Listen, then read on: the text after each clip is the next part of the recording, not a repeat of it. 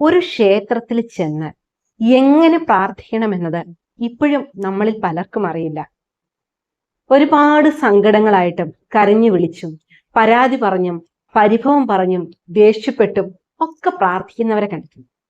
ഇതൊക്കെ ഭക്തിയുടെ പല ഭാവങ്ങളും തലങ്ങളും ഒക്കെ തന്നെയാണ്. എങ്കിലും വളരെ സന്തോഷത്തോടു കൂടി ചെന്ന്, കാരണം നമ്മൾ ദേവീനെ അല്ലെ ദേവനെ കാണാൻ ദിവസം പോകുന്നവരല്ല, ചെല്ലുന്ന സമയത്ത് വളരെ സന്തോഷത്തോടെ ചിരിച്ച മുഖത്തോടെ നമ്മൾ ആ ദേവീനെ കണ്ണു തുറന്നു നോക്കി അല്ലെ ദേവനെ കണ്ണു തുറന്നു നോക്കി വണങ്ങി നമ്മളെ തന്നെ അർപ്പിക്കുന്ന രീതിയിൽ ഒന്ന് പ്രാർത്ഥിച്ചു നോക്കൂ. നമ്മുടെ കാര്യങ്ങൾക്കെല്ലാം ഫലപ്രാപ്തി ഉണ്ടാവുന്നത് കാണാനാവും.